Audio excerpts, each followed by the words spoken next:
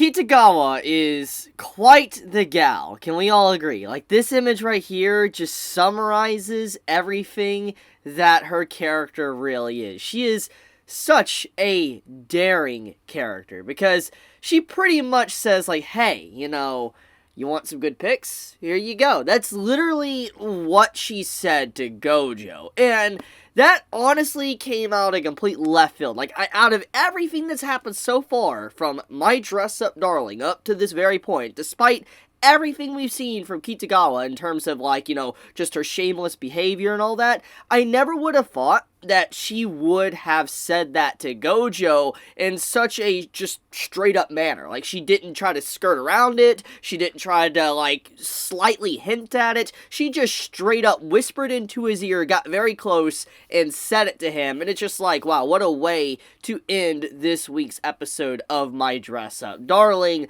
It definitely came as, quite the shock. So, let's get right into it. This week's episode of My Dress Up Darling. So there's a lot that's happened throughout this episode. For one, it's kind of the conclusion of the cosplaying stuff we had, the group cosplaying with Shinju, Juju, and also Marin. We got all of that kind of handled with this episode, and we get to kind of see the overall outcome with the photos, and how everybody reflects on it, if they enjoyed it or if they didn't enjoy it. There's a lot to really take from the beginning segment, so let's just get into Shinju and Juju's segment of the group cosplay. So we know exactly what the group cosplay has done for Shinju. It has allowed her to express herself, allow her to really reveal what she's into. For instance, she wants to cosplay, and she was finally able to cosplay as a character that she, appreciated and loves, and she got to share this with everyone around her, especially her sister, which allowed them to grow a bond and get a lot closer. It's a very beautiful moment. It's something I talked about in my last episode review, but it still needs to be reinstated. Seeing Shinju's overall,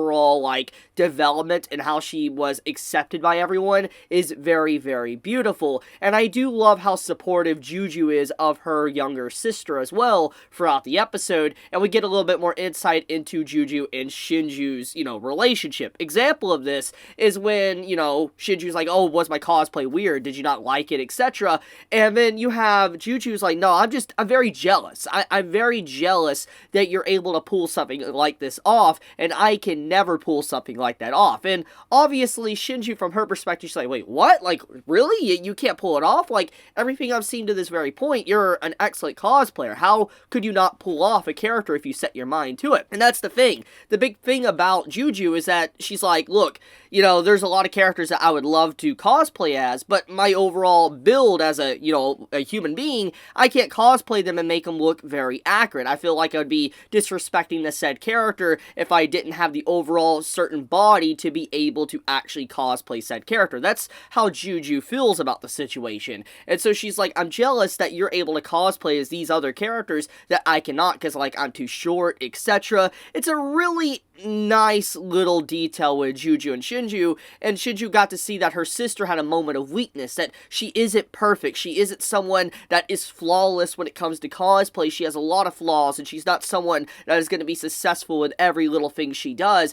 and that's kind of more on the lines of what happened in the last episode with, how Gojo revealed that he wasn't perfect. Like, he had a lot of flaws, and he wasn't, the best when it came to doing what he did, and Shinju thought that, he was perfect. And now Shinju realized her sister is the exact same way, and that line from Gojo that he told her, there's a lot of things going on behind the scenes that you cannot see, plays a huge part in this episode. For instance, everybody in the entire world, in manga, anime, and real life, has things that nobody really knows what's going on. There's just so much behind the scenes. There's a lot of stuff going on, and so you cannot truly know what they're thinking or how they truly feel unless they fully open up and express it. And so those moments of the characters opening up really expands upon them as individuals and allows us to appreciate them and get immersed into the world. It's a very good segment of the episode, and I love these themes that keep building and piling up on each other throughout each individual episode. Each episode gets better and better after each week because of what they're actually doing with the writing, which compliments to the writer, in fact. I really love the writer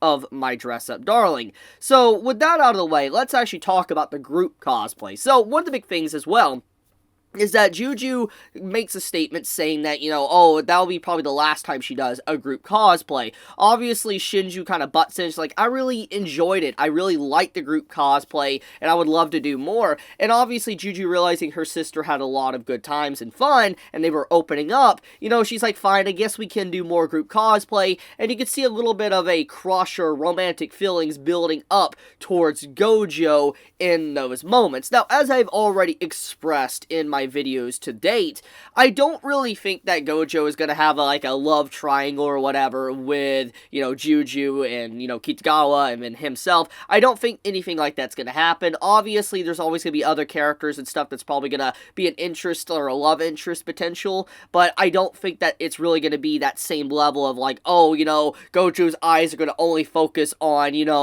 Juju for a while and Marin's going to get incredibly jealous. I don't think that this is that type of story. I do feel like it'll skirt around those themes. It'll have some of those themes kind of appear a little bit. But overall, it's not going to kind of dive into it and do the exact same cliches that you would see from normal romance slice of life. And one good example of this is when Marin gets very jealous about finding out what Gojo did for Shinju. This is a good representation of what I was just talking about. Because normally you would have, let's say, a character, for instance, Kitagawa, she would find out that Gojo was with another girl. And then there would be a lot of drama, there would be an episode, melodrama, just extending upon this to kind of clarify that misunderstanding. It would just be very annoying, very drawn out to just extend the life of the story. There's a lot of manga and anime that do that, just stretch the content of the story because there really isn't much story because everything can be settled within a chapter if it really, the characters sat down and talked with each other, but having a misunderstanding is an easy way for writers to just stretch the story.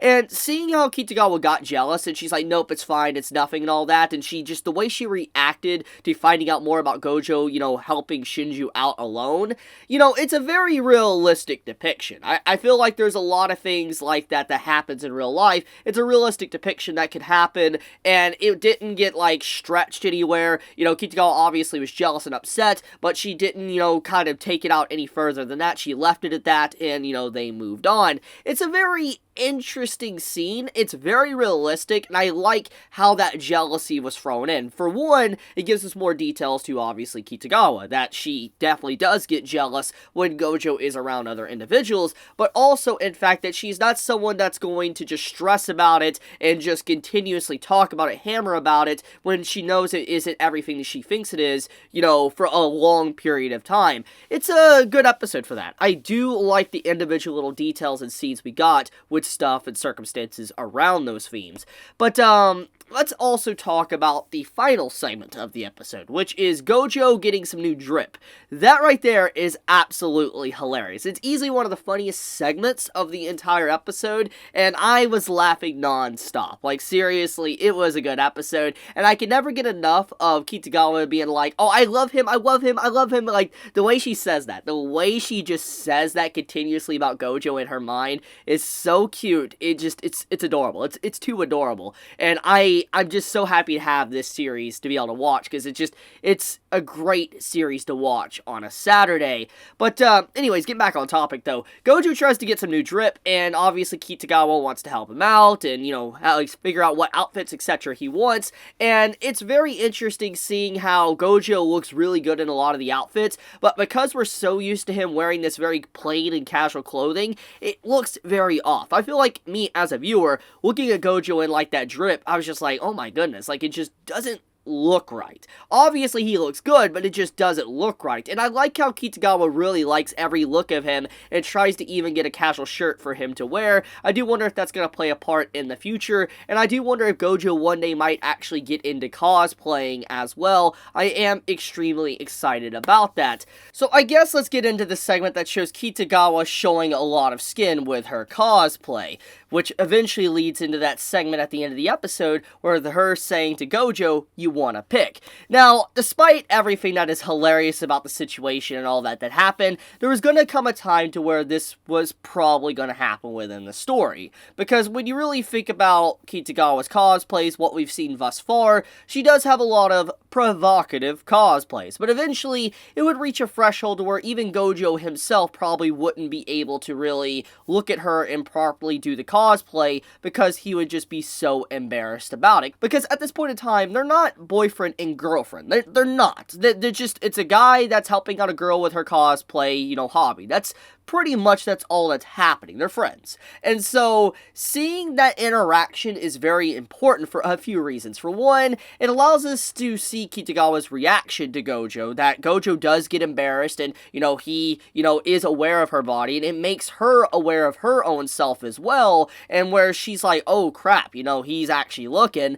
and so it's probably going to make her more embarrassed, and she's probably going to be more self-conscious about the outfits that she actually picks to cosplay in. And so this could lead into situations to where, you know, she might pick outfits that are kind of provocative just to mess with Gojo. So we'll see where that's going to go, but it's very fascinating, and I do love what this episode has done, and it's a great segment, honestly. I really like everything about it, and I mean, Saturday, honestly, is such a good day, because, I mean, it wasn't just My Dress-Up Darling that came out today, we also had 86, and FYI, if you haven't seen 86 or were unaware, the 86 episode aired today, for the first time in a very long time, and boy, what an episode. Like, yo, what a freaking episode of 86. But, just, yeah, it's been a good day. So, let me know your thoughts, honestly, in the comments below. How'd you feel about, you know, this week's episode of My Dress-Up Darling? Did you enjoy it? Did you hate it? What was your favorite part? And, I mean, how do you feel about how drama and everything is skirted around, how the cliches are used? Let me know your honest thoughts in the comments below. But with that, guys, thank you so much for watching. If you enjoy my content, you know, please subscribe and, you know, leave a like, etc. It always helps me out. But I love you guys. Be safe. Stay healthy. Chibi out.